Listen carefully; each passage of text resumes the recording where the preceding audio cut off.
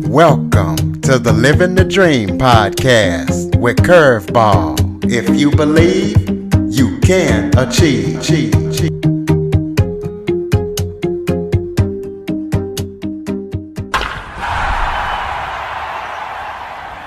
Welcome to Living the Dream with Curveball, a podcast where I interview guests that teach, motivate, and inspire you to stop at nothing to fulfill your dream. Today, I am joined by a special guest. She is the one and only Samantha Lane. At 29 years of age, after years of being a workaholic, she had her chest cut open, so she decided to change her habits. She created some time management tools, and she also is now helping individuals and businesses to spend their time being productive in life and productive at work. Samantha, thank you so much for joining me today. Thank you so much for having me. Why don't you start off by giving everybody a little bit of background about yourself?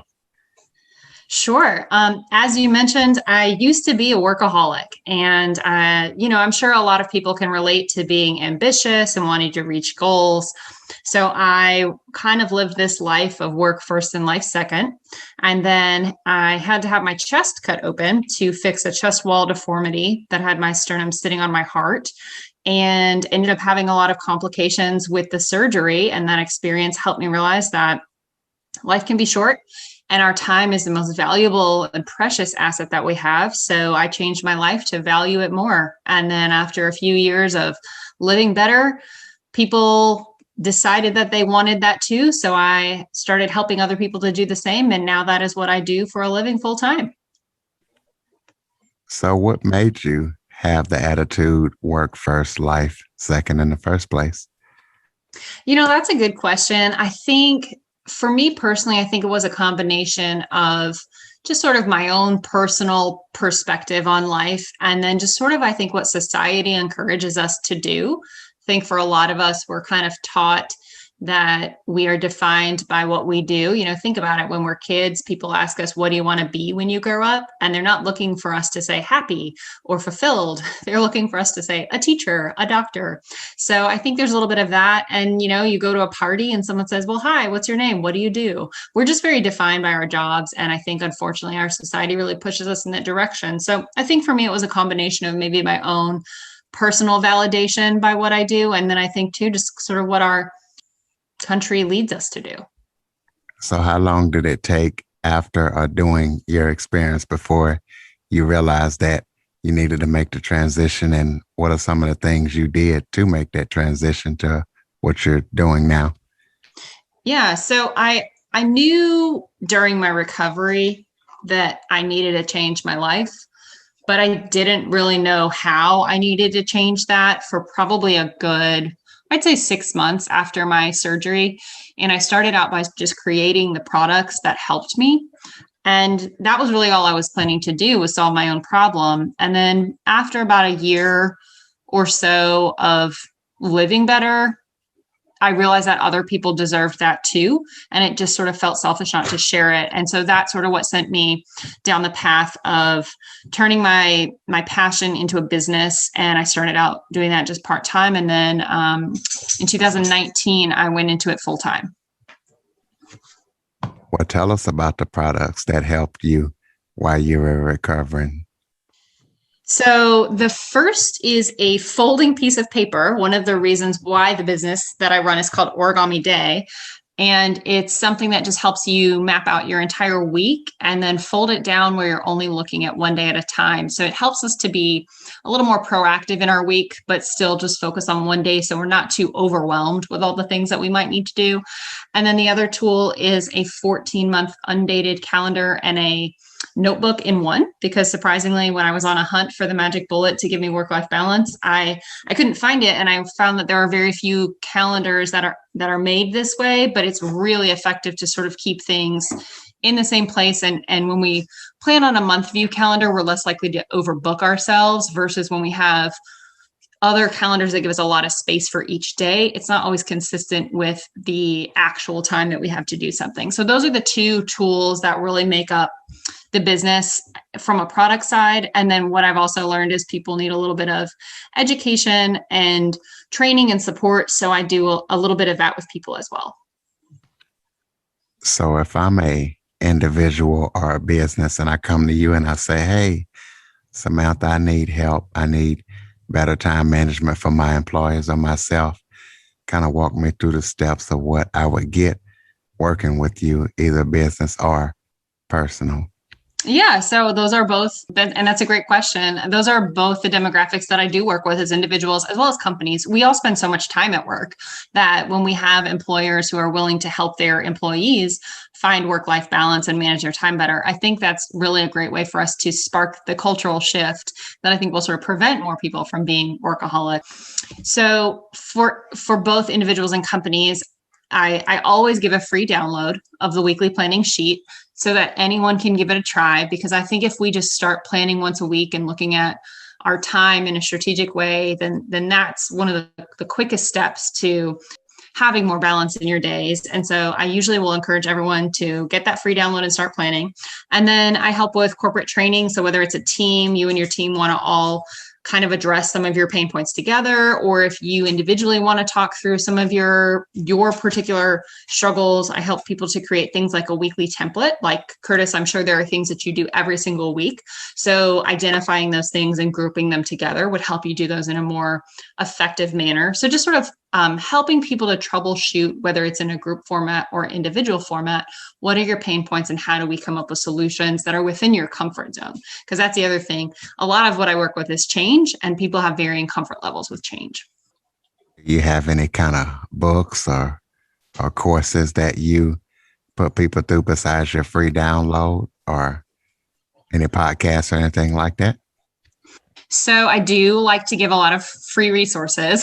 So in addition to the weekly planning sheet, I actually have a YouTube page that includes a lot of the podcast interviews that I've done throughout the years. There's sort of some sizzle reels so people can get just some quick tips and then go listen to the full episodes. I also have a blog that shares a lot of tips for people. And then I do have events. Some are free and some are paid. And those are always, all of that is always listed on my website. So there's definitely a wide range of services for people who just, they might not know where they want to start, but they know they need a change. It's always good to just sort of start at the website and see what different resources spark their personal needs. And go ahead and give out that website.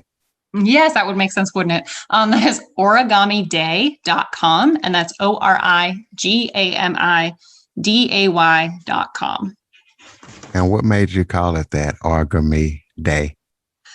Well, so origami is the Japanese word for folding paper, and where the first product that I created was a folding piece of paper. That was a big part of it. And I also grew up in a Japanese American home, and a big part of the Japanese culture is paying respect to your ancestors and being thankful for their hand in your life. And so to me, it seemed like a really nice way to pay respect to my heritage and my family by incorporating a Japanese word into my business name. Oh, okay. That's neat. I never knew that word meant folding paper. Technically means beautiful fold, but yes, it's the art of folding paper. Do you have any upcoming things that you're working on that people need to know about? And also, are you on social media? Give out your social media links. Yes. Yes to both of those things. I am on social media. The best way, all the social media channels, Instagram, Facebook, LinkedIn, it's all My Origami Day. And as far as upcoming things that I'm working on, I am really excited to work with another business owner in my region, and we are putting on actually a retreat for female business owners and professionals to really help women move forward in their lives with confidence and balance, especially after this pandemic world we've been in. I think a lot of people, especially women, are struggling with self-confidence and balance. And so we are creating an event that helps these women to sort of unplug from their lives for a minute and reset and move forward in a way that is good for their well-being and their productivity. Are your services just local, or could anybody from anywhere log on and get what you have to offer? Anyone from anywhere. I actually have clients, I think in 3 of the 4 corners of the United States at this point. So I do work with people all over the country, and anyone anywhere listening to this podcast could find something in the Origami Day sphere that would help them. But there are also physical events in the Southeast where I'm located. Do you have any final thoughts for people out there looking to manage their time or become better time managers? Any tips based on your experience and all that you've been through that you could give somebody to help them? Because the next person that goes through what you went through, they might not be so lucky as you were. Absolutely. I was thrown a curveball, and I know that's something that you talk about on your podcast. And the beautiful thing about that curveball was it forced me to have a realization that I wish everyone could have without that same experience. And that realization is that how we spend each day is how we spend our lives. And that time is a precious resource that we can actually manage a lot more and control a lot more than maybe we're led to believe. So outside of that encouragement that each and every one of us can manage our days in a way that lets us be present in our lives while still being productive, I would encourage people to think about 3 tips to do that.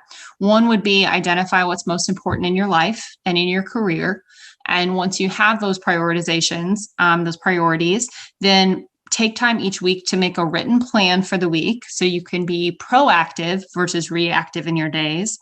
And then have the confidence to protect that plan. A lot of times people might do the first step and the second step, but they don't protect that plan, and they get distracted by their phones or by other people, or they don't do something that's written down. And really having that confidence that no one else's time is more important than yours, and you're allowed to say no, and you're allowed to protect your plan.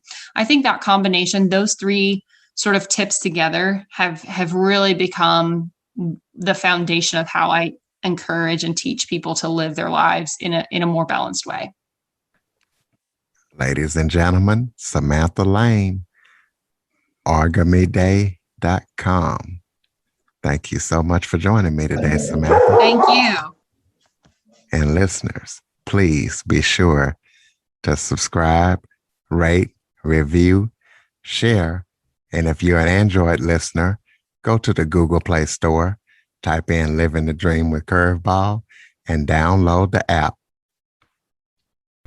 For more information on the Living the Dream podcast, visit www.djcurveball.com. Until next time, stay focused on living the dream.